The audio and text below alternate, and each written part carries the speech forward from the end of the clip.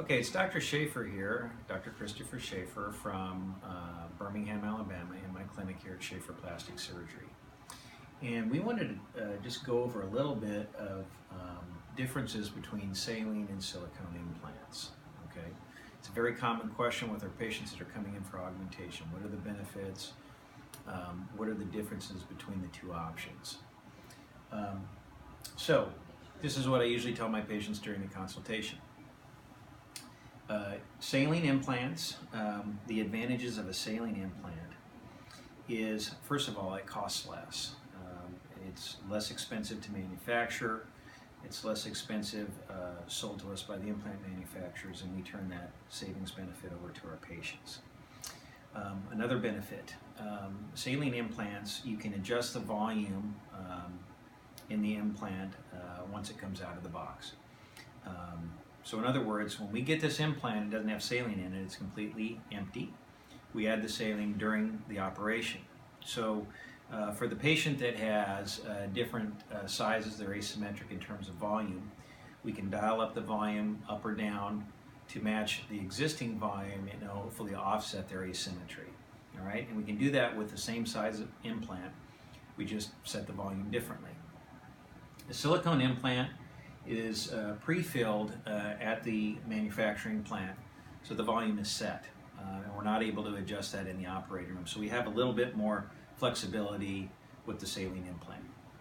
The other benefit of the saline implant is you can use it for alternate incisions, and by that I mean through the belly button or under the arm. It's easier to use because again, it's not filled before it's placed in the pocket. So through a small little belly button incision, we can roll this up deflated, place it into the pocket once it's been created, and then fill it once it's in place and make adjustments with the volume once the patient's sitting up. So that's the other advantage. So what are the advantages of the silicone implant? Silicone implant, by far the most important advantage of the silicone implant is it has a softer feel. It feels more natural, feels more like a breast. The filler is silicone gel, and it is more viscous and feels more like tissue, whereas a saline implant is basically salt water, so it has a more liquid feel, kind of like a water balloon feel. Okay. Other advantage with silicone implants is they have less chance of rippling. You can see when I hold this implant up that you can kind of see edges or seams or waves that appear in that. That can be transmitted through the skin. The less viscous the filler is, the more you're going to see these ripples. Here's a saline implant again. You can see when you hold it up, it has more of a tendency to show these ripples. When it's more viscous, less a chance to see the ripples. Okay, so that's another advantage. The third advantage with a silicone implant is it has a much better out-of-the-box warranty. These implants come with warranties. This one you get more money if the implant fails in terms of replacing it. It also covers some complications that can occur with implant, specifically capsular contracture, that's not covered with a saline implant warranty. You can upgrade your saline warranty to match the one in the silicone, but you have to spend extra money. Okay. One disadvantage with silicone relative to saline, the FDA recommends that these implants, the silicone implants, are monitored with MRI starting in year 3 and then every other year after year 3. And they base that recommendation on the fact of what's called silent rupture. Okay, silent rupture means if this shell fails, the gel leaks out, but it's contained by your scar tissue capsule. And the scar tissue capsule doesn't change or get firm, or there's no surface indication that a rupture has occurred. That's called silent rupture.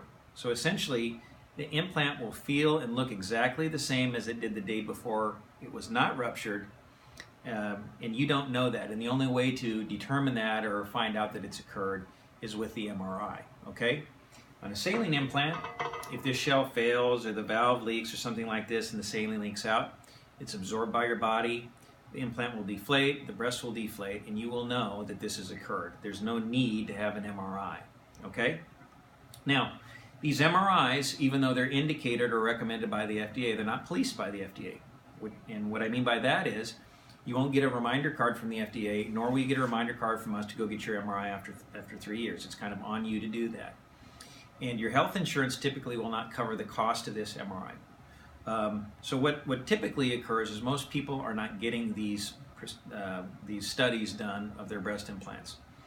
And why it's not policed is because it's a recommendation by the FDA, which was part of them allowing these to come back on the market. They wanted to protect themselves and protect safety in terms of the silent rupture issue.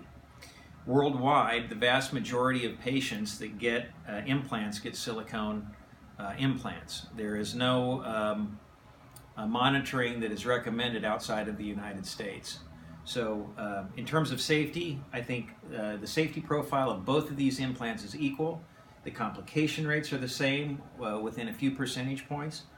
And they both perform really well for respective indications. So if you have any questions about breast implants, breast augmentation, or any other of the services that we offer at Schaffer Plastic Surgery, please check out our website at schafferplasticsurg.com, or you can come in and see us for a consultation, and you can call our number 205-278-7969. And we look forward to seeing you and hearing your feedback. So thanks for watching.